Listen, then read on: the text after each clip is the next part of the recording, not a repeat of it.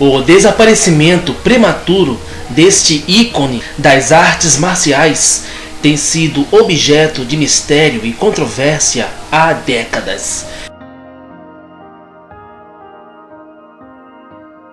E muitos acreditam que a história oficial deixou muita coisa de fora. Quando Bruce Lee acordou na manhã de 20 de julho de 1973, ele era um homem ativo e saudável de 32 anos. Ele passou o dia se reunindo com produtores sobre seu próximo filme. Depois foi para a casa de um amigo para uma visita à tarde. Ao anoitecer, o maior artista marcial de uma geração jazia morto em um colchão no chão. E o mundo ficou se perguntando como Bruce Lee morreu. O culpado foi apenas uma coisa que Bruce Lee fez naquele dia de verão. Uma pequena decisão com consequências que ninguém poderia prever. Essa é a história completa de como Bruce Lee realmente morreu e o que causou a sua morte.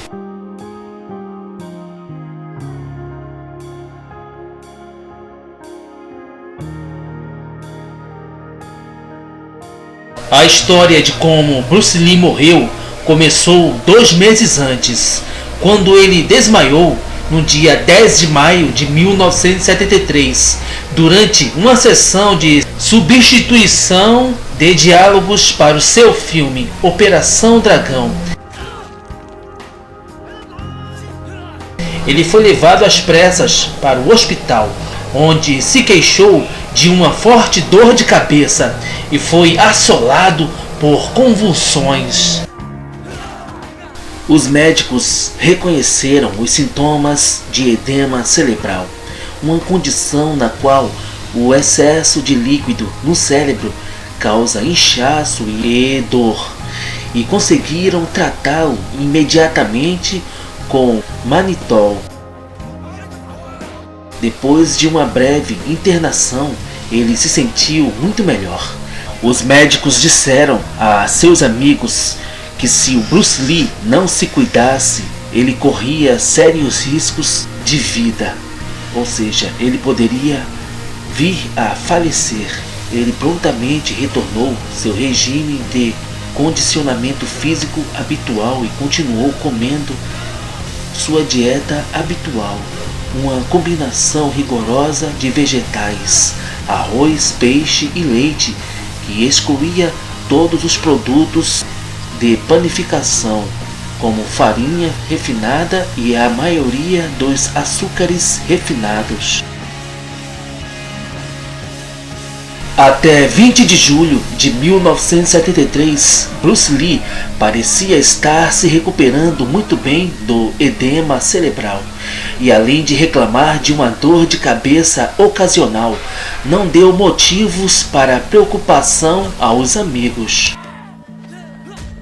O dia da morte de Bruce Lee foi movimentado.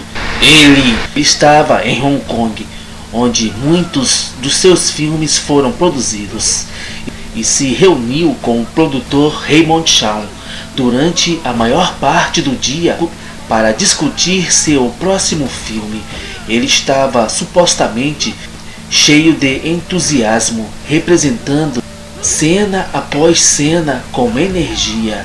Apesar do calor escaldante do verão, após a reunião, Bruce Lee foi ao apartamento de um amigo, ou como alguns esclareceriam mais tarde, de sua amante, a atriz taiwanesa Betty Ting Pei. Eles ficaram sozinhos por várias horas. Depois fizeram planos para jantar com o produtor de Bruce Lee para finalizar o contrato do filme. Por volta das 7h30 da noite, pouco antes da partida, Bruce Lee reclamou de dor de cabeça. Betty Ting Pei deu a Bruce Lee um analgésico chamado Equagesic, um analgésico comum contendo aspirina e um tranquilizante conhecido como meprobamato. Depois de tomá-lo, Bruce Lee foi se deitar. Depois de algumas horas, quando Bruce Lee não desceu para jantar, Betty Ting-Pei subiu para ver como ele estava e o encontrou inconsciente. Ela chamou Raymond Chow de volta ao seu apartamento e ele tentou acordar Bruce Lee sem sucesso. Eles foram forçados a chamar um médico que passou mais de 10 minutos tentando reanimar Bruce Lee. Incapazes de trazer Bruce Lee de volta à consciência, eles o enviaram para um hospital próximo em uma ambulância.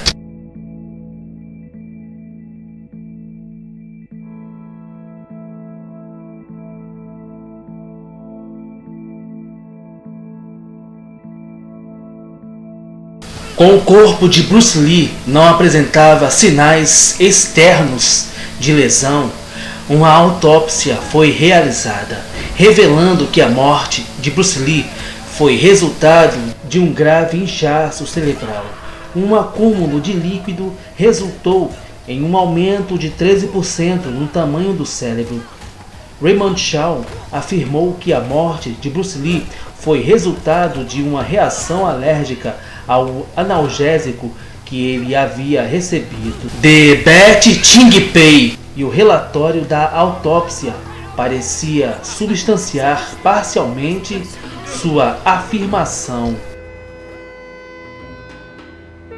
O legista determinou oficialmente que a morte de Bruce Lee foi um resultado de um segundo edema cerebral causado pela ingestão de Aquagesic.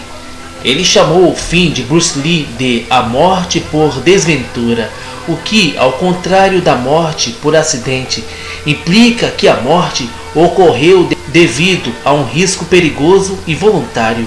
Embora o Aquagesic geralmente não fosse considerado perigoso de se ingerir, embora várias investigações subsequentes respaldaram o resultado do legista sobre o motivo da morte de Bruce Lee, isso não impediu uma enxurrada de teorias da conspiração.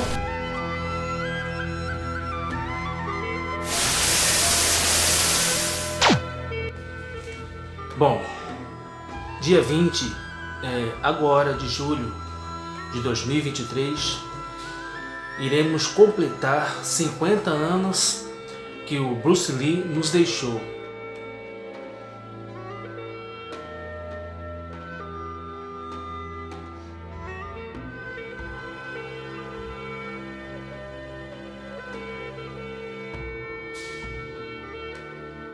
Eu não gosto de dizer que estamos comemorando, porque não estamos comemorando a morte do cara, né? Estamos apenas homenageando o grande ícone da cultura das artes marciais, o grande ícone do cinema, das artes marciais, que deixou um legado que não vai ser apagado pelo tempo, tanto é que já fazem 50 anos que ele faleceu e estamos aí até hoje reassistindo os poucos filmes que ele atuou, que ele produziu, que entraram para a história, e que, na minha opinião, Bruce Lee ele estava à frente do seu tempo. Ele realmente revolucionou a indústria cinematográfica. Se não houvesse um Bruce Lee, provavelmente o cinema seria outro nos dias de hoje. E sinceramente, cara, eu não consigo acreditar nessas teorias loucas que foram criadas após a morte do Bruce Lee, que envolvia tríade, envolvia mistérios mirabolantes, e os fãs, né, as pessoas que criaram essas teorias, simplesmente não conseguem aceitar que ele era uma pessoa normal, como eu e você que está assistindo esse vídeo, e que realmente faleceu, cara, de complicações no cérebro, entendeu? E, enfim, cara, Estamos aí a pouquíssimos dias de completar 50 anos que ele nos deixou. E eu sei que o mundo vai relembrar essa data. Com certeza você também que vai estar assistindo esse vídeo, que é fã do cara, vai também relembrar. E é isso, tá? Vamos continuar assistindo os filmes do Bruce Lee. Muito obrigado por assistir esse vídeo. Não esqueça o seu like. E é isso aí, galera. Fiquem com Deus. Até a próxima. Valeu. Fui.